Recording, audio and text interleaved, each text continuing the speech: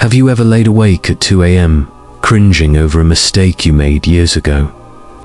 It feels like your brain is attacking you, and scientifically, it actually is. Your anterior cingulate cortex is misinterpreting that old memory as an active threat, trapping you in a survival-based neurological glitch you cannot logic your way out of.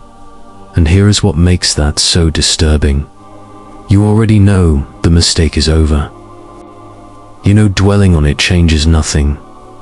You have told yourself 100 times to let it go. And yet something inside your mind keeps dragging you back, replaying it, sharpening the edges, making a moment from 5 years ago feel like it happened 5 minutes ago. This is not weakness. This is not a character flaw. This is your brain running a program it was never designed to turn off. Let me show you exactly what is happening inside your head. Because once you understand it, you will never think about regret the same way again.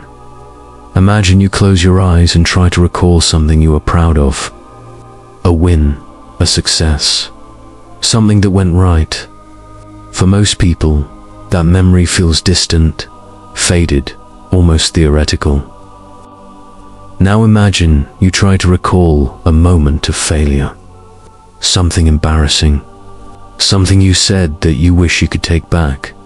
It arrives immediately, vivid, detailed, emotionally charged. The feelings are right there, as if the event is still happening. That is not an accident. Your brain has a built-in system that assigns threat priority to memories, and your nervous system does not distinguish between a social failure and a physical one.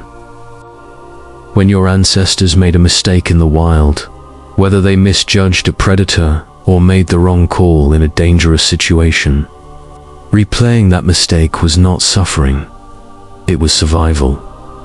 The brain that obsessed over what went wrong was the brain that survived long enough to pass on its genes. The brain that shrugged it off got eaten. That negativity bias is not ancient history. It is running in your mind right now. But this is where everything changed, at least in terms of what science discovered.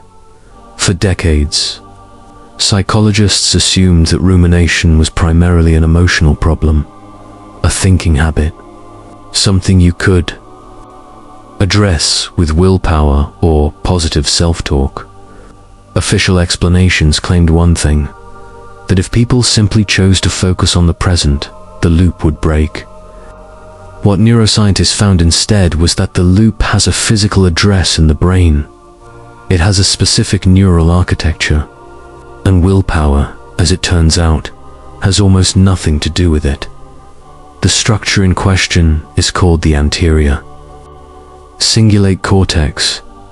Think of it as your brain's error detection system. Its entire function is to scan your experience, flag mistakes, and keep a file open until the error is resolved. Under normal conditions, this is an extraordinarily useful system. You make a mistake, the ACC flags it, you correct it, the file closes. But here is what happens with certain memories. The ACC flags the error. You try to correct it mentally, but because the event is already in the past and genuinely cannot be changed, the system finds no resolution. So it does not close the file, it keeps it open. And every time you are lying in bed, or sitting quietly, or drifting during a moment of calm, your brain's default mode network, the system that activates during rest, goes searching through every open file it can find. And it finds that one. It always finds that one. Psychologists said it was impossible for a rational, self-aware person to remain trapped in a loop they fully understood to be irrational. But the data told a different story entirely. Because here is what makes this even more insidious. Every time you replay the memory, your brain releases a fresh shot of cortisol, the stress hormone. And cortisol does not just cause anxiety, it reinforces neural pathways. It essentially carves the memory deeper into your brain's architecture, making the groove easier to fall into the next time. So the very act of replaying the memory, even in an attempt to make sense of it, makes the loop stronger. You are not processing the past, you are rebuilding it. And this explains something that baffles most people: why high achievers are often the worst sufferers of this particular mental trap. The more you care about performance, the more your error detection system is calibrated towards sensitivity. The more you've accomplished, paradoxically, the louder the signal when something goes wrong.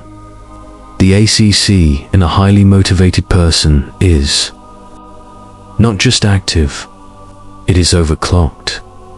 Now, there are modern approaches to manually interrupting this cycle, and they do not involve telling yourself to feel better.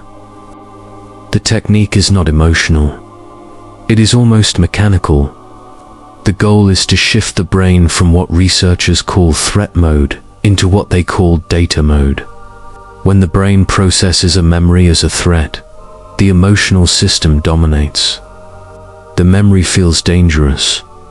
The body responds with tension. But when the same memory is approached as information, as a data point rather than a verdict on your worth, the ACC receives something it rarely gets when rumination is active: a completion signal. The brain is not looking for an apology to itself. It is not looking for self-forgiveness in the way we typically think about it. It is looking for closure of a file. It needs to perceive the error as logged, processed, and no longer requiring active monitoring. The moment it receives that signal, the loop loses its power. But here is the part that lingers. The parts that no explanation fully resolves. Even when people learn these techniques, even when they understand the neuroscience down to the specific cortical structure involved, many of them report that the memories still return. Not with the same intensity, not with the same grip, but they return, late at night, in quiet moments, in the spaces between thoughts.